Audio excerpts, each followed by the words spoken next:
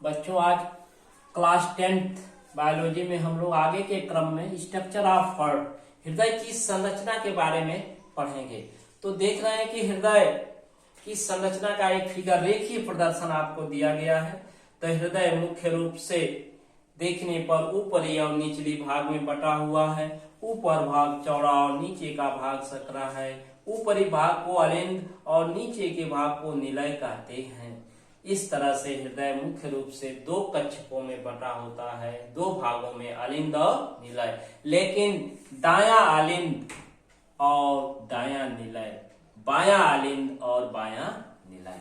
तो अलिंद भी दो भागों में और निलय भी दो भागों में, तो 4 चेंबर हो जाते हैं। कितने? 4 चेंबर, 4 कक्षक हो जाते हैं। दो अलिंद में ऊपर के तरफ दायां और बायां, और दो निलय में नीचे की तरफ राइट और लेफ्ट वेंट्रिकल के रूप में।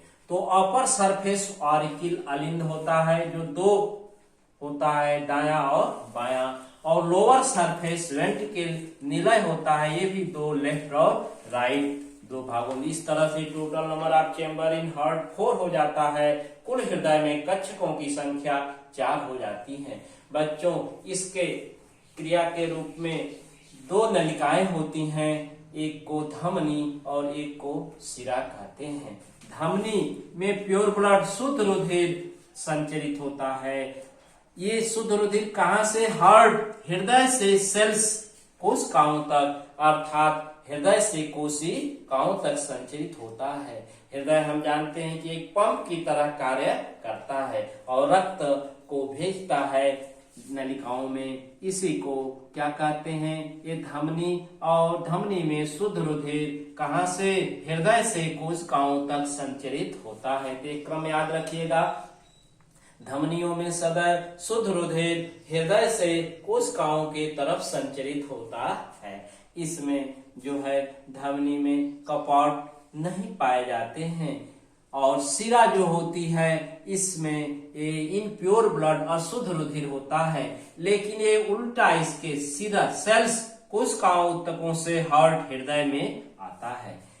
इस तरह से हृदय के दोनों पार्टों में जो है ये रक्त रहता है। हृदय के बाएं भाग में शुद्ध रक्त और दाएं भाग में अशुद्ध रक्त पाया जाता है। इसीलिए हृदय के बाएं भाग को सिस्टमेटिक हार्ट और दाएं भाग को पल्मोनरी हार्ट के नाम से जानते हैं। अब अपवाद स्वरूप बच्चों पल्मोनरी धमनी एक है और एक पल्मोनरी शिरा है। सभी धमनियों में शुद्ध रक्त, सभी शिराओं में अशुद्ध रक्त संचरित होता है। लेकिन पल्मोनरी धमनी में बच्चों, ये पल्मोनरी धमनी में जो होता है ये सदैव, इसमें ये पल्मोनरी धमनी में सदैव जो है ये शुद्ध रक्त जो है पल्मोनरी धमनी में HbCO2 इनप्योर ब्लड होता है। और ये हार्ट टू लंग बच्चों, ये अशुद्ध रुधिर जो है हृदय से लंग, फेफड़े में जाता है प्यूरिफिकेशन, शुद्धिकरण के लिए। अब एक पल्मोनरी शिरा है जिसमें शुद्ध रुधिर HbO2 आप देख रहे हैं, ये प्योर ब्लड जो है होता है। लेकिन ये कहां से कहां आता है? लंग, फेफड़ों से, लंग्स, फेफड़ों से जो है हार्ट हृदय में आता है। तो इस तरह से पल्मोनरी धमनी में अशुद्ध रुधिर, पल्मोनरी शिरा में शुद्ध रुधिर संचरित होता है। एक क्रम याद रखिएगा कि हृदय से अंगों तक नहीं, हृदय से फेफड़े तक ही और फेफड़े से हृदय तक ही इसका संबंध होता है। तो पल्मोनरी धमनी हृदय के दाएं भाग से अशुद्ध रक्त को देख रहे हैं, पल्मोनरी धमनी है, ये अशुद्ध रक्त को कहाँ ले जाती है? ये हार्ट, हृदय से फेफड़े में ले जाती है। अब जब वहां ये शुद्ध प्यूरिफाई हो जाता है तो पल्मोनरी शिरा द्वारा यह HbO2 शुद्ध रुधिर, प्योर ब्लड, ये लंग से हार्ट में आता है। ये पल्मोनरी शिरा देख रहे हैं, इस पल्मोनरी शिरा से इस बाएं भाग में शुद्ध रुधिर HbO2 आता है। इस तरह से हृदय के बाएं भाग में शुद्ध रुधिर और दाएं भाग में अशुद्ध रुधिर होता है। इसी कारण हृदय के दाएं भाग को जो है पल्मोनरी हार्ट और बाएं भाग को सिस्टमेटिक हार्ट के नाम से जाना जाता है। ये रहा स्ट्रक्चर और फंक्शन ऑफ ये हार्ट। अब आगे के क्रम में हम लोग पढ़ेंगे हार्ट बीट बच्चों, हृदय स्पंदन या हृदय की धड़कन। हम सब लोग जानते हैं कि मनुष्य में स्वस्थ अवस्था में जब व्यक्ति होता है तो उसमें 5 से 6 लीटर ब्लड पाया जाता है और ये हार्ट ब्लड, हृदय से ब्लड जो है 1 मिनट में 65 से 75 बार शरीर में भेजा जाता है। हार्ट इसको क्या करता है, इस रक्त को 1 मिनट में 65 से 75 बार शरीर में भेजता है। अर्थात इसी क्रम में पूरे जीवन काल लाइफ स्पान में ब्लड जो है 2.5 गुणे 10⁹ बार शरीर में भ्रमण करता है, चक्कर लगाता है। इसी क्रम में आगे हम लोग पढ़ेंगे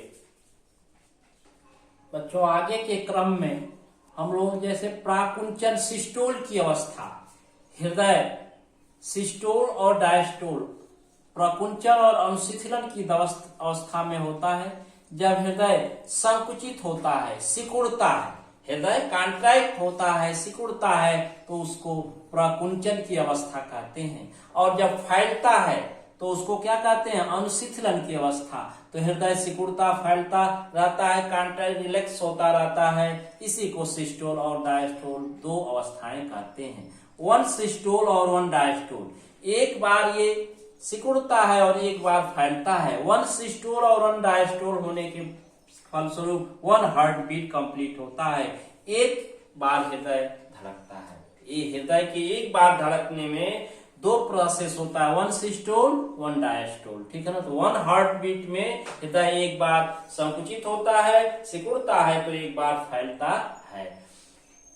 अब सिस्टोल के समय रक्त जो है अलिंदों में आकर भरता है। ध्यान दीजिए, जब हृदय जो है कॉन्ट्रैक्ट होता है, सिकुड़ता है, तो उस अवस्था में रक्त जो है अलिंदों में आकर भरता है। अब ये अलिंदों में आकर भरता है मतलब कि दायां और बायां में। तो बायां अलिंद में बच्चों ये शुद्ध रुधिर फेफड़े से पल्मोनरी धमनी द्वारा आकर भरता है और अशुद्ध रुधिर जो है जो आकर के महाशिरा द्वारा शरीर के समस्त अंगों से हृदय के दाएं भाग में आकर भरता है। इसी को कह रहा है कि सिस्टोल के डायस्टोल के समय जो है रक्त अलिंदों में भरता है। तो दाएं भाग में अशुद्ध रुधिर भरता है और बाएं भाग में शुद्ध रुधिर भरता है। और उस समय जो है ये सिस्टोल के समय ये रक्त अलिंदों से निलय में आता है। ध्यान दीजिए, डायस्टोल की अवस्था में रक्त अलिंदों में आकर भरता है और सिस्टोल के समय रक्त अलिंदों से निलय में आकर भरता है। अब वेंट्रिकल कॉन्ट्रैक्ट होती है, वेंट्रिकल कॉन्ट्रैक्ट होती है। वेंट्रिकल निलय जब संकुचित होता है तो उस समय ब्लड रक्त बच्चों फ्लो इनफ्लो बॉडी शरीर के विभिन्न भागों में बहता है। तो क्रम याद रखिए, डायस्टोल के समय बच्चों ये रक्त अलिंदों में भरता है। अलिंदों मतलब दायां और बायां।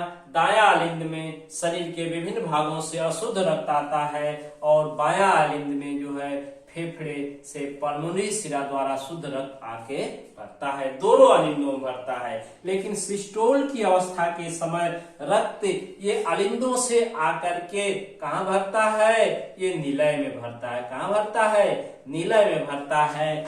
और उस समय वेंट्रिकल जब कॉन्ट्रैक्ट हो जाती है, निलय संकुचित होता है, सिकुड़ता है, तो ब्लड पूरे शरीर में बहता है। आगे के क्रम में हम लोग पढ़ेंगे ब्लड प्रेशर, रक्त दाब। तो आगे के क्रम में बच्चों हम लोग रक्त दाब, ब्लड प्रेशर पढ़ेंगे। रक्त दाब बच्चों होता क्या है? वह दाब जिसके द्वारा हृदय रक्त को धमनियों में प्रेषित करता है, शरीर में भेजा जाता है, उस दाब को रक्त दाब, ब्लड प्रेशर कहते हैं। यह दो प्रकार का होता है। पहला जो है प्राकुंचन दाब, प्राकुंचन दाब, सिस्टोलिक प्रेशर, सिस्टोलिक प्रेशर। ये सिस्टोल की अवस्था हम लोग पढ़े हैं अभी कि जब हृदय सिकुड़ता है तो सिस्टोल होता है, लेकिन हृदय बच्चों जब सिकुड़ता है तो उस सिकुड़ने के कारण एक दाब उत्पन्न होता है, उसी को सिस्टोलिक प्रेशर, प्रकुंचन दाब कहते हैं। जैसे आप एक पॉलीथीन में पानी भर लीजिए और उसको दबाइए और ऊपर से सुराख कर दीजिए तो उस दाब के कारण पानी तेजी से ऊपर की तरफ फ्लो होता है। तो ठीक वही स्थिति होती है बच्चों कि जब हृदय सिकुड़ता है तो एक दाब उत्पन्न होता है, जिस दाब को प्राकुंचन दाब, सिस्टोलिक प्रेशर कहते हैं। ये दाब हृदय के द्वारा बहुत तेजी से बहता है, बहुत तेज होता है, प्रेशर अधिक होता है और ये लगभग होता है 120 mmHg पारे के दाब के बराबर होता है।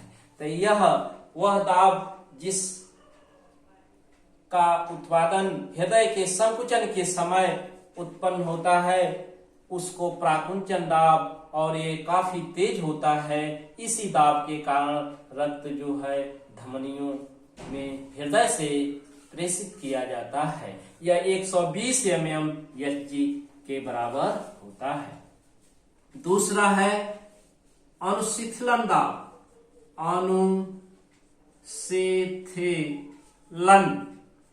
अनुशीतलन दाब, डायस्टोलिक प्रेशर, टोलिक प्रेशर, डायस्टोलिक प्रेशर। इस समय बच्चों हृदय जो है रेस्टिंग पीरियड में होता है, विश्राम की अवस्था में होता है, और यह दाब इस प्राकुंचन दाब की अपेक्षाकृत कम होता है और ये लगभग 80 mmHg पारे के दाब के बराबर होता है। 80 mmHg पारे के दाब के बराबर होता है। और ये सामान्य व्यक्ति, एक स्वस्थ व्यक्ति के शरीर में ये दाब पाया जाता है, प्राकुंचन, सिस्टोलिक और डायस्टोलिक, जिसको आप देखते हैं 120/80 m कहते हैं Hg। ये एक स्वस्थ व्यक्ति का ब्लड प्रेशर है। तो पहला 120 आप देख रहे हैं कि सिस्टोलिक प्रेशर, और 80 जो है ये डायस्टोलिक प्रेशर है। इससे यदि अधिक दाब होता है बॉडी का, ये हृदय के द्वारा उत्पन्न दाब, तो उसको हाई ब्लड प्रेशर, उच्च रक्तदाब, और यदि इसके तुलना में कम रहता है तो उसको निम्न रक्तदाब, लो ब्लड प्रेशर कहते हैं। दोनों स्थितियां में व्यक्ति को जो है असुरक्षित माना जाता है। हृदय जो है असंतुलित अवस्था में हो सकता है, हाई ब्लड प्रेशर और लो ब्लड प्रेशर दोनों। तो ये ब्लड प्रेशर बच्चों नॉर्मली हम डॉक्टर इसको बीपी जब चेक करता है तो इंडिकेट करता है 120/80 mmHg, तो आप तुरंत समझ जाएंगे कि 120 जो है क्या है, प्राकुंचन दाब, सिस्टोलिक प्रेशर है। अब इसे 120 से बढ़ा है या घटा है उसको आप समझ सकते हैं। और 80 भी जो है डायस्टोलिक अनुशीतलन दाब है, इसको भी इस नॉर्मल से तुलना कर सकते हैं कि बढ़ा है या घटा है। यदि बढ़ा है तो हाई ब्लड प्रेशर के शिकार है, और घटा है तो लो ब्लड प्रेशर के शिकार है। इसका मापन जो है स्फेग्नोमैनोमीटर द्वारा किया जाता है। Thank you.